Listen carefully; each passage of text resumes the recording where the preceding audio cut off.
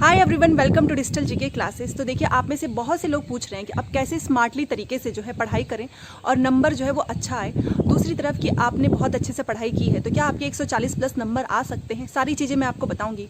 कम समय है फिर भी आप सीटेट पास कर सकते हैं और बहुत अच्छे नंबर भी ला सकते हैं। सब कुछ बताऊँगी, बस आप स्ट्रेटेजी जो मैं आपको बताऊँगी वो पूरा फॉलो कीजिएगा। सबसे पहले देखिए कि आपको अपने आप से ये चीज़ नहीं बोलना है कि आप नहीं पास कर सकते हो। क्यों आप ऐसा सोचते हो? अगर आप पढ़ाई कर रहे हो तो आप पास होगे। बस ये है कि आपके पढ़ने का तरीका कैसा है वो मैं आपको बताने वाली हूँ। बहुत से लोग प्रीवियस ईयर क्वेश्चंस लगा रहे होंगे, मॉक टेस्ट दे रहे होंगे, तो उनके मन में हमेशा ये सवाल आता होगा कि मेरे नंबर क्यों नहीं बढ़ रहे हैं। तो वो चीज़ें भी मैं आपको बताऊँगी कि आपके नंबर क्यों नहीं बढ़ रहे हैं और कितना बढ़ना चाहिए अभी आप, क्योंकि आपको पता है एग्ज़ाम का समय बहुत कम है। मान लीजिए नवंबर के महीने में कितने दिन बाकी हैं? केवल 10 दिन है और दिसंबर में आपका पेपर स्टार्ट हो जाना है। दूसरी तरफ पेपर स्टार्ट होता है तो आपको एक हफ्ते पहले ही पता चलेगा कि आपका जो सेंटर है वो कहाँ गया है। पहले से कुछ नहीं पता चलता है, तो इसलिए आपकी तैयारी जो है अब जितना अच्छा हो सके, केवल 20 दिन ही है आपके पास, ये समझ के चलिए। क्योंकि 20 दिन के बाद से आप यही सोचते रहेंगे, मन में यही चलता है कि सेंटर जो है वो कहाँ पर गया होगा। तो आधी परेशानी तो यही रहती है कि हमारा सेंटर जो है वो कहाँ पे गया होगा, कहाँ पे पड़ेगा, ज़्यादा दूर तो नहीं होगा। इस वजह से जो भी तैयारी होती है ना वो 20 दिन की ही होती है। एग्जाम के समय में तो आपका रिवीजन का टाइम चलता है। तो अभी आपको क्या करना चाहिए, सबसे पहले मैं आपको बताने वाली हूँ। एक एक चीज़ बहुत इंपॉर्टेंट है, क्योंकि ये जो है ऐसा नहीं है कि आप हर साल पेपर दोगे और आपका एक नंबर से रह जाएगा फिर आप दोबारा से भरो। ये सारी चीज़ें बहुत बेकार लगती हैं कि एक ही परीक्षा को कितनी बार दें इंसान, क्योंकि आपको पता है कि आपको नौकरी लेनी है। एट द एंड भर्तियाँ आएंगी, सीटेट नहीं रहेगा तो आप बाहर हो जाएंगे। तो इसलिए अब आपको क्या जानना है कि आपको कैसे पढ़ाई करनी है, किस तरीके से, और कितने नंबर आपके होने चाहिए अभी फिलहाल किसी भी प्रीवियस ईयर में। तो देखिए, सबसे पहले मैं आपको बता देती हूँ, खुद से कभी भी ये मत सोचना कि आपका पेपर जो है वो नहीं निकल सकता है। क्योंकि बहुत से लोग जो है वो यही पूछते रहते हैं कि मेरा पेपर नहीं निकलेगा। क्यों नहीं निकलेगा? अगर आप पढ़ाई करोगे तो निकलेगा ही। और जो लोग बहुत अच्छे से पढ़ रहे हैं उनके नंबर तो बहुत अच्छे आ जाते हैं।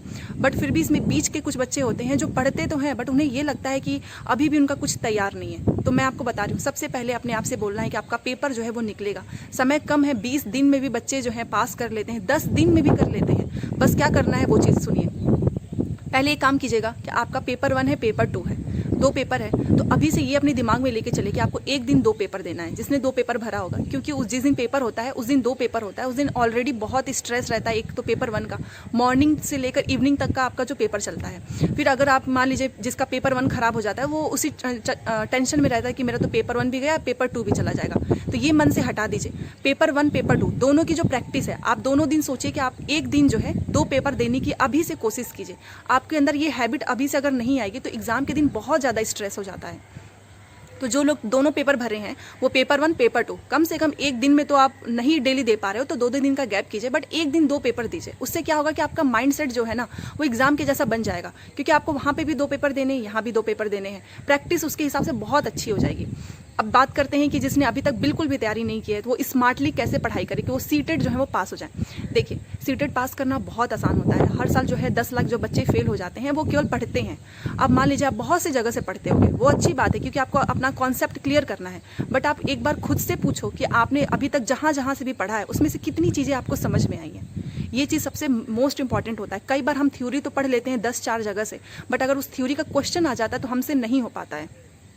फॉर एग्जाम्पल, अगर मान लीजिए आपने पियाजे को कई बार पढ़ा होगा और एक टीचर से नहीं कई टीचर से पढ़ा होगा, बट क्या सीटेट में जो ऐसे क्वेश्चन पूछते हैं आपने कभी वैसा क्वेश्चन करने की कोशिश की है?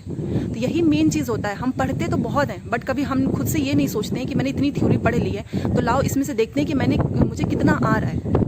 क्योंकि बस पढ़ने से नहीं होगा, आपको क्वेश्चन सॉल्व करना है। और एक चीज़ मैं बता देती हूँ, अब जो है कभी सीटेट में एक लाइनर ऐसे जो लिखा होता है ना कि इसका क्या होगा, कौन से चरण में, ऐसा नहीं पूछेगा।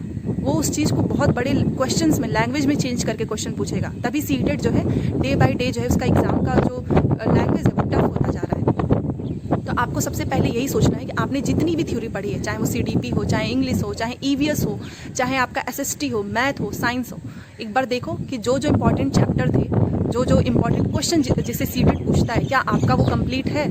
अगर नहीं है तो आज से ही एकदम लग जाओ और कम से कम आपको पूरे दिन में 8 से 9 घंटे आप पढ़ना है, जिसने बिल्कुल भी नहीं पढ़ा है उसके लिए। क्योंकि अगर मान लीजिए आप क्लियर करना चाहते हो तो केवल 2 घंटे से थोड़ी ना होगा, 10 से 8 घंटे आपको पढ़ने ही पढ़ेंगे। तो एक एक सब्जेक्ट उठाओ, CDP को उठाओ। CDP में देखो 3 जो थ्योरी है, मैंने हमेशा बताया है, नहीं ज़्यादा पढ़ पा रहे हो तो पियाजे, कोलबर, वाइगोस्की, इसकी थ्योरी उठाओ और देखो कि जो इंपॉर्टेंट सीटेड जो पूछता है उसके हिसाब से क्या आपकी थ्योरी तैयार है। वो कैसे पता चलेगा कि सीटेड क्या पूछता है, ये बता देती हूँ। प्रीवियस ईयर क्वेश्चंस कोई भी उठा लो, सारा तो सीटेड नहीं पूछा है, कोई भी उठा लो, उसमें देखो कि आपके 30 में से कितने सही हो रहे हैं। जो लोग 30 में से 20 स्कोर कर रहे हैं वो अच्छा स्कोर इसलिए नहीं है क्योंकि सीटेड का जो CDP का जो बुक्स जो चैप्टर है उसमें आपको कम से कम 29 से 30 लाना ही है।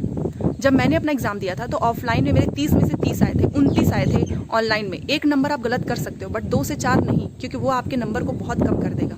और 30 में से 30 स्कोर कर सकते हो आप CDP में, क्योंकि CDP एक मुझे ऐसा लगता है कि एक ऐसा सब्जेक्ट है जहाँ पर आपकी अंडरस्टैंडिंग जो है जितनी अच्छी होगी आप बहुत अच्छा स्कोर करेंगे। क्योंकि थ्योरी बेस भी पूछता है वो, तो पियाजे ने किस हिसाब से बच्चों को लर्निंग का जो है वो दिया था, वाइगोस्की ने किस हिसाब से बताया है, कोलबर्ग ने किस हिसाब से बताया, यही तो पढ़ना है। बाकी तो आपका अंडरस्टैंडिंग बेस है, तो वो चीज़ आपको क्लियर करनी है।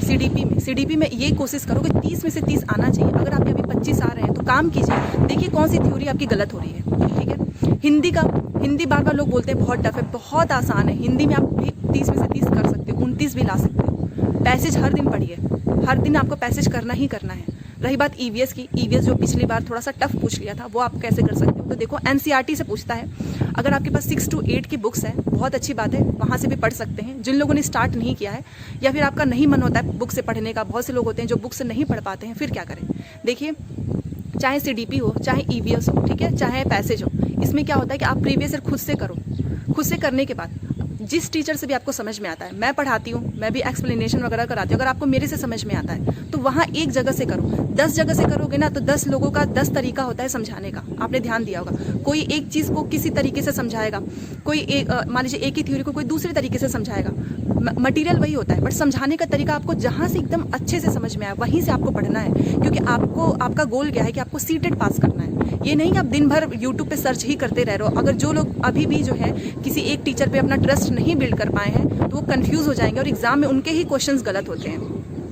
तो अगर आपको मेरे से समझ में आ रहा है जो मैं हर सब्जेक्ट्स का कराती हूँ तो आप मेरे चैनल से जुड़ जाइए। जिन लोगों ने भी सब्सक्राइब नहीं किया है सब्सक्राइब जरूर करें, क्योंकि यहाँ से आपको पता चलेगा कि कैसे पढ़ाई करनी, स्ट्रेटेजी क्या होनी चाहिए, ट्रिक्स क्या होनी चाहिए। क्योंकि मैं आपको कोई भी चीज़ ऐसे हवा में नहीं बताती हूँ, सारी चीज़ें मैं वही बताती हूँ जो मैंने खुद पे एक्सपेरिमेंट किया हुआ है और दोनों बार वो चीज़ें काम आई है, तो क्या आपका भी तो क्लियर हो सकता है। ये चीज़ें करो, कॉन्सेप्ट अपना देखो कि इंपॉर्टेंट जो पॉइंट है वो आपका क्लियर हो रहा है या नहीं। तो ध्यान रखना है कि आपको हर सब्जेक्ट पढ़ना है, केवल एक सब्जेक्ट पढ़ के आप एक सीटेड का एग्जाम पास नहीं कर सकते हैं। बहुत से लोग जो हैं दिन भर CDP ही पढ़ते रहते हैं, दिन भर मैथ ही लगाते हैं। देखिए कम से कम आप हर दिन 3 सब्जेक्ट तो पढ़िए, 3-3 का सेट बनाकर चलिए कि 3 दिन आपको एक पढ़ना है, फिर अगले दिन जो है 2 सब्जेक्ट्स पढ़ने हैं। ऐसे आप करेंगे तो आपका पेपर पास हो जाएगा। ये नहीं कि आप पूरा दिन CDP की थ्योरी ही कर रहे हो, तो 30 नंबर से ज़्यादा आप थोड़ी ना ला सकते हो, 30 नंबर का ही पेपर होता है। तो ये सोचिए कि आपको हर दिन पढ़ना है, और जिसका बिल्कुल भी नहीं तैयार है वो नोट्स बुक के पीछे मत भागना। आपको क्या करना है, प्रीवियस ईयर क्वेश्चंस को उठाइए, वहाँ से करिए जो सबसे ज़्यादा पूछा गया है। जो आपको नहीं समझ में आ रहा है तो आप जो भी एक्सप्लेनेशन कराते हैं, जो भी टीचर जैसे कि मैं कराती हूँ, तो आप मेरे से पढ़िए जहाँ से भी समझ में आ रहा है। बट समझना ज़्यादा ज़रूरी है, क्योंकि लैंग्वेज की वजह से जो है बहुत से लोग सीटेड में क्या होता है ना कि 4 ऑप्शंस आता है, 2 आप एलिमिनेट कर सकते हो, बट जो 2 बचता है उसमें क्या होता है कि हमें लगता है कि दोनों के दोनों ही सही है। तो ये कैसे क्लियर होगा, ये सबसे ज़्यादा कन्फ्यूज़न होता है। तो आप ऐसे तैयारी करो कि आप साथ में एक्सप्लेनेशन भी करो, ठीक है, साथ में आप जो है कॉन्सेप्ट भी क्लियर करो और प्रीवियस ईयर क्वेश्चंस भी लगाओ, तो आपका पेपर सच में क्लियर हो जाएगा।